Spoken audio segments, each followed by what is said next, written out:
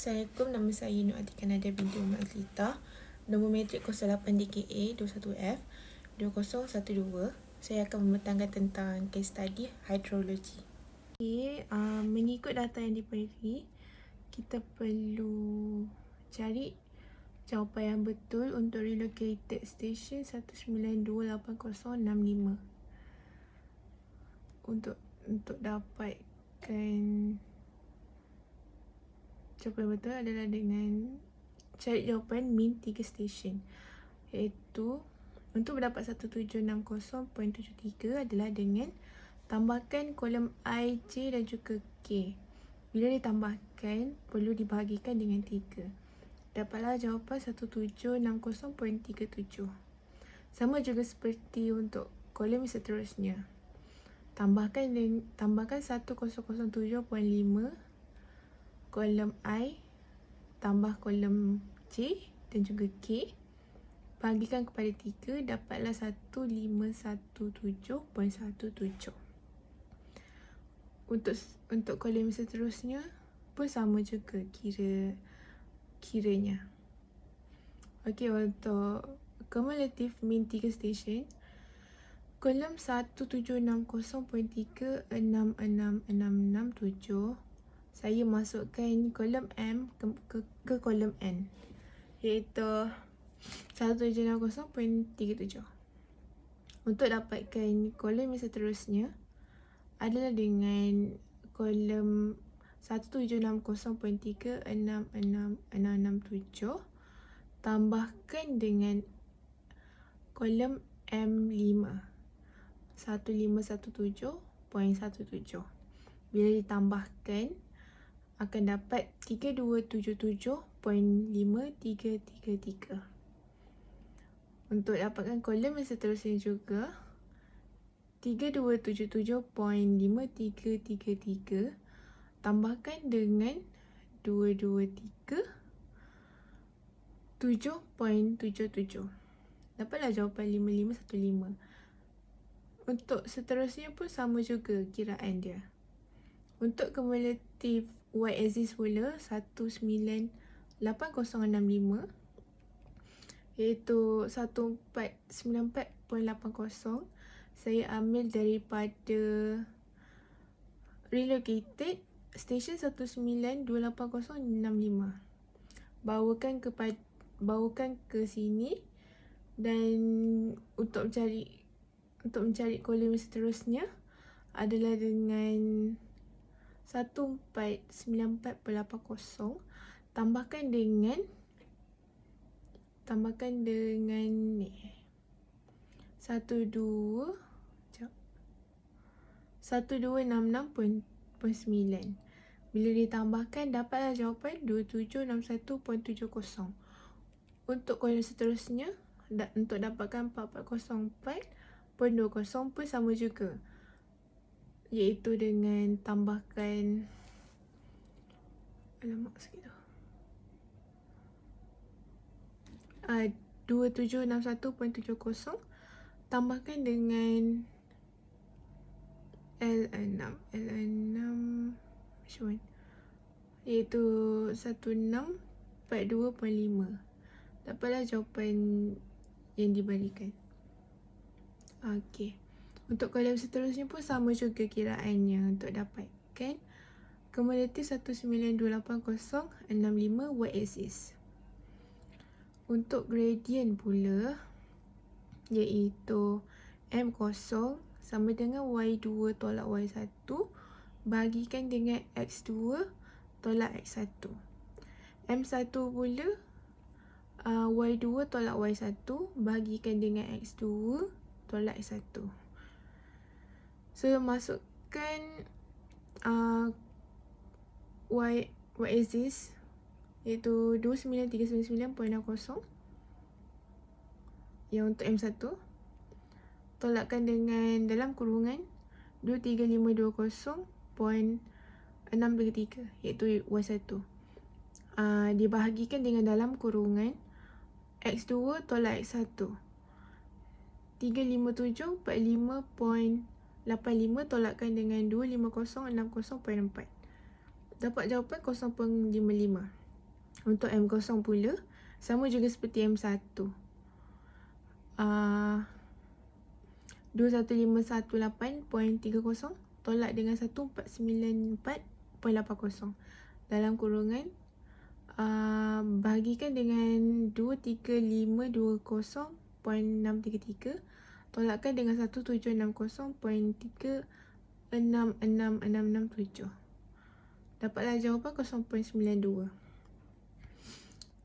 Okey, untuk koefisien pula adalah dengan M0 bahagikan dengan M1, iaitu 0.92 bahagikan dengan 0.55. So dapat jawapan 1.67273. Untuk seterusnya M1 bagi dengan M0 terbalikkan. So 0.55 bahagikan dengan 0.92. Dapatlah jawapan 0.59783. Okey, untuk correction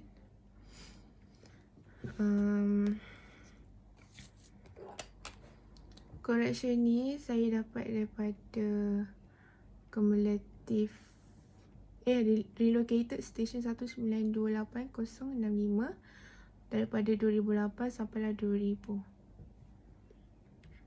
Saya ambil dari 2008 sampai 2000 saja. Lepas tu untuk dapatkan correction pula 891 didarabkan dengan koefisien yang paling besar, iaitu 1.67273. So dapatlah jawapan untuk correction kolom ni 532.66304335. Sama juga seperti kolom yang seterusnya. Untuk dapatkan 567.9347826. Sama juga seperti yang lain. Okey, untuk new data pula untuk corrected 2020 sampai 2010 adalah dari data yang ada, iaitu daripada relocated station 1928065.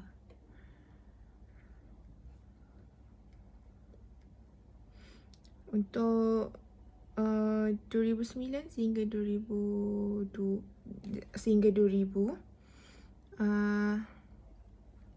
dari data correction yang saya dah siap calculate dari data 3 ini. Okey.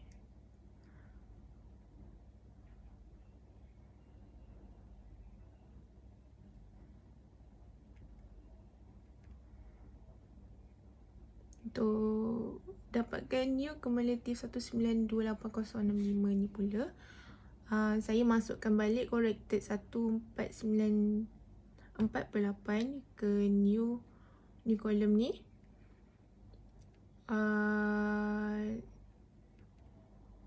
Dan untuk dapatkan kolom seterusnya pula adalah dengan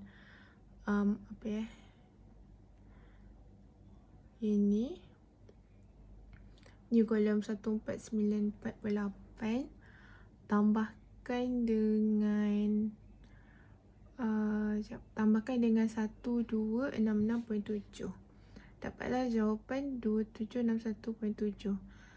Ini dikirakan dengan tambah silang. Sama juga seperti kolom seterusnya 4404.2, iaitu dengan 2761.7 tambahkan dengan 1642.8. Dapatlah jawapannya. Sama juga seperti yang lain. Okay, untuk ini corrected 1928065. Saya masukkan balik daripada new data. Jadi ini adalah annual rainfall trend graph station saya 1928065. Untuk soalan 4, pada pendapat saya, pemanasan global memberi impak ketara kepada corak hujan, mewujudkan rangkaian kesan yang mencabar kedua-dua alam sekitar dan juga kemapanan.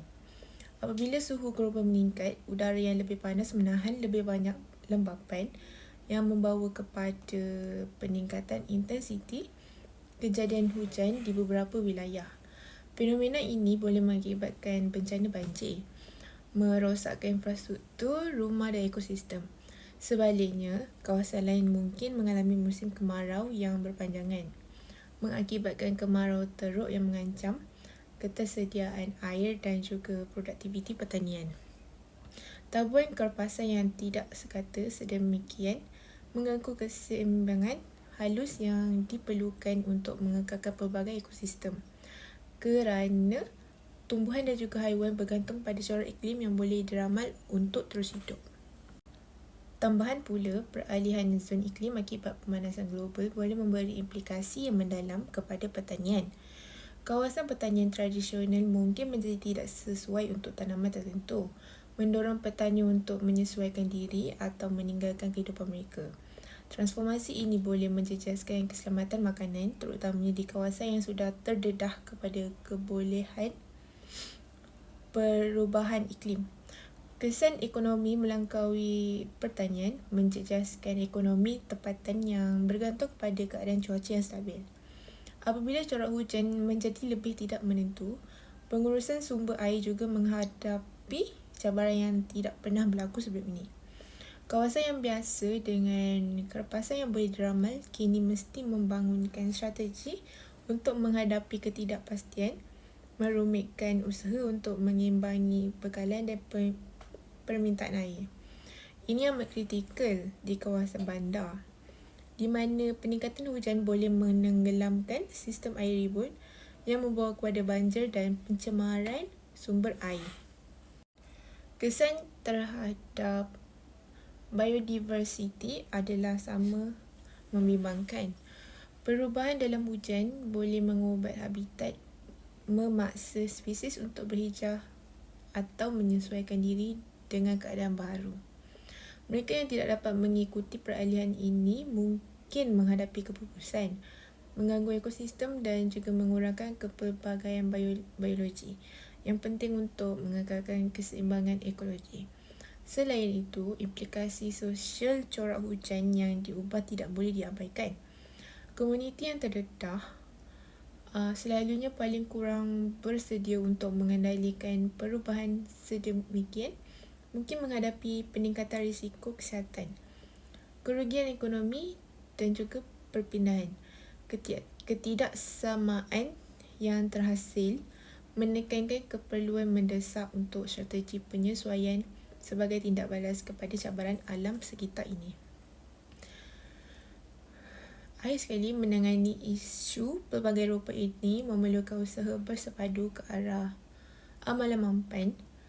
Petani mesti mengamalkan teknik pertanian berdaya tahan yang menyumbang kepada perubahan corak hujan, seperti tanaman tahan kemarau dan strategi pemulihan air. Perancangan bandar dan pengupal dasar juga mesti melabur dalam infrastruktur yang boleh menahan hujan lebat dan musim kemarau untuk memastikan masyarakat bersedia menghadapi ketidakpastian perubahan iklim.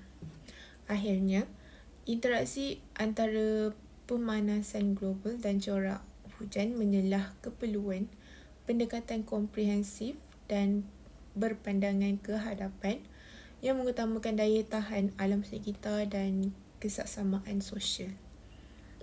Dengan memupuk dasar dan amalan yang menangani cabaran yang saling berkaitan ini, masyarakat boleh berusaha ke arah masa depan yang lebih mampan dan saksama dalam menghadapi dunia yang semakin panas. Terima kasih.